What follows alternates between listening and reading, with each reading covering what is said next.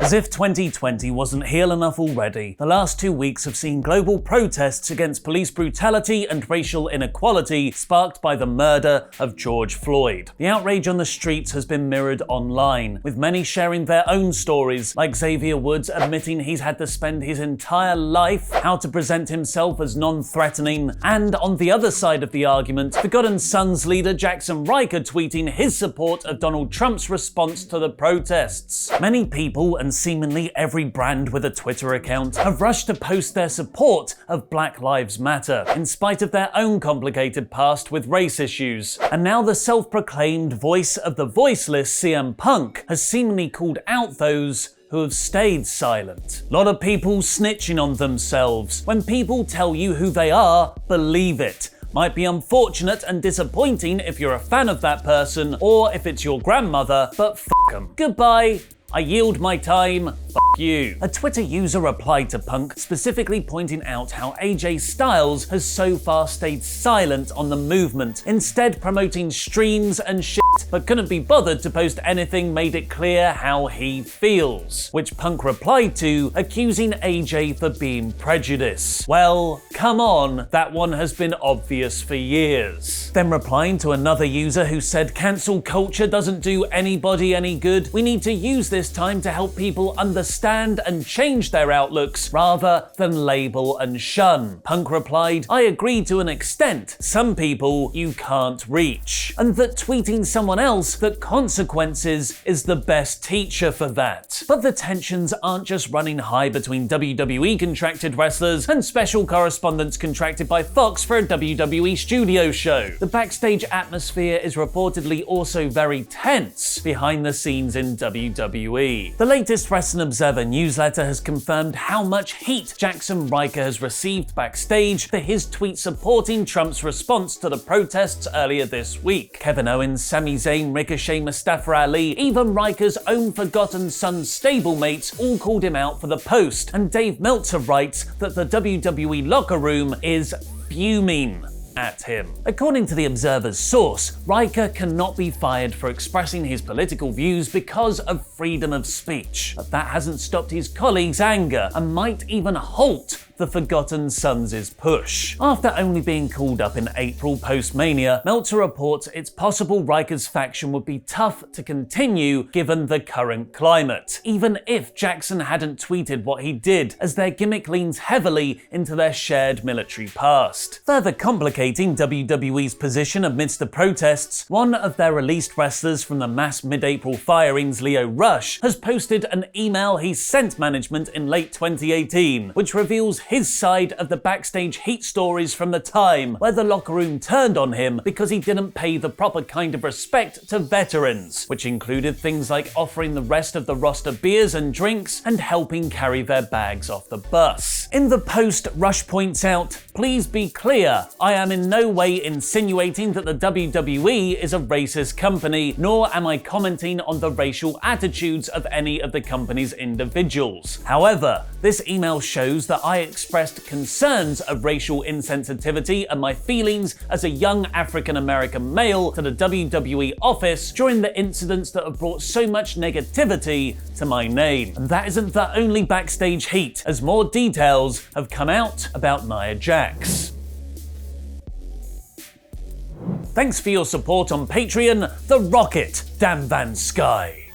After initially reporting the Kairi Sane injury on this week's pre-taped episode of Raw was Sane's fault, with his sources saying Kairi was actually in full control of her bump, others have since put the blame on her opponent, Jax, with one telling Bryan Alvarez Nia needs to be fired before she cripples or kills somebody. Nia just returned from injury herself in April, where she had already injured Kairi in one of her first matches back with a reckless buckle bomb into the corner, an incident that has since led to WWE banning the move. Following that botch, Jax unwisely tweeted about her unsafe track record, where she's previously also injured Charlotte, Becky Lynch, Bayley, Ember Moon and more, joking that she had also injured some ropes after pushing them over. The Observer now writes that one wrestler watching the latest injury said Jax didn't whip her, she grabbed her by the head and shoved her. It was 100% Nia's fault. She never let Kairi find her balance after pulling her out of the ring. She then pushed her head down so Kairi would be unable to see and then threw her forward hard, head first, off balance towards the steps. Kairi has zero chance. Unfortunately, a far more serious WWE injury has come out, as after he returned to Raw from almost a year out because of knee surgery, Jinder Mahal has appeared to re-hurt that same knee. Mahal tweeted a picture of himself post-operation with the caption, "Unfortunately, I had to go under the knife again to fix some knee issues. The journey has hit a speed bump, but I will be back stronger than ever." And it's even more terrible timing because we can exclusively reveal, because we do exclusives now, don't you know, the major championship plans WWE had in store for him, with Mahal set to go against his former 3MB stablemate, Drew McIntyre, in the coming months. Read the full report from WrestleTalk.com's Louis Dangour by clicking the link in the video description below, along with loads of other wrestling news stories, like EC3 teasing he is one of the released WWE wrestlers heading to Impact, the awesome sounding NXT TakeOver set, and interesting details on FTR's AEW contract. But for now, here's last night's episode of SmackDown in about 5 minutes. The show started with a recap of the Jeff Hardy angle from last week, followed by Jeff explaining what happened from his perspective, revealing that he was attacked as he got out of his car, and that his attacker has red hair and a red beard. Gasp! Eric Rowan return confirmed! Double gasp! Or Eric Rowan's drop twin brother return! The comparisons to last summer's massively contrived and intellectually insulting Who Tried to Kill Roman Reigns storyline didn't end there, with logic holes so large you could drive another car through them to hit Elias all over again. Sheamus told Hardy to just admit to the crime, causing a scuffle, and setting up a match between them for "This is the greatest show Backlash." Otis beat King Corbin via DQ next, as Corbin attacked him with a chair. That was pointless.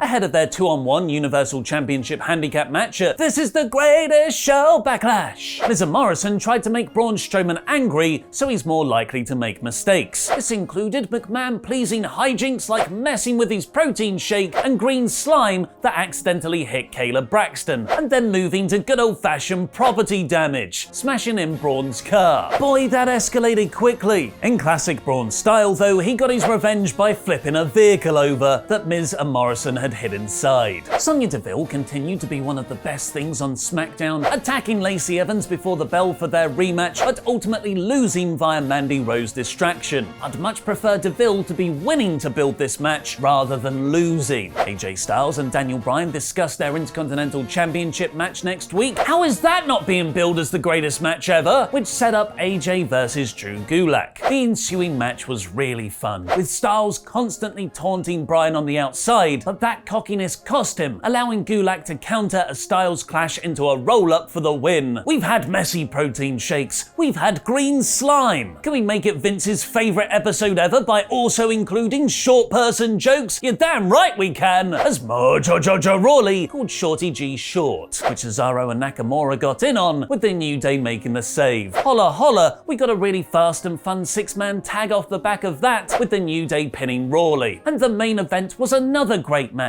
with Alexa Bliss and Nikki Cross defending their women's tag team titles against Bayley and Sasha Banks. The finishing sequence was particularly awesome, with Bayley almost costing her and Banks the win by tagging herself in while Sasha had the Banks statement on Cross, but after that gave Nikki a brief comeback, Sasha locked it back in and eventually rolled her up for the win. The Sasha and Bayley breakup storyline has felt like it's been stuck on a treadmill recently, but them winning the belts is a fantastic new detail to their burgeoning feud, somehow pushing them further apart, yet making them stuck more together at the same time. And Bayley's celebration was genuinely over-the-top funny. So that was this week's SmackDown in about 5 minutes. Let me know what you thought of the show by leaving a comment down below. The in-ring wrestling on this show was fun and fast throughout the night, but the promo segments were hit and miss. Sonya Deville shouldn't have lost, but it furthers the Mandy Rose feud, and the title change was very well done. So this show gets a low 4 out of 5, smacktastic. Thanks to the wonderful people at WrestleCrate. If you go to wrestlecrate.co.uk and use the promo code WrestleTalk, you'll get 3 photograph portraits inside your first box when you take out a subscription, including one from me and Luke. WrestleCrate is a monthly mystery box full of loads of wrestling goodies, which has items from the biggest promotions in wrestling. And make sure you go for the higher tier crate, as June's box contains an exclusive autographed item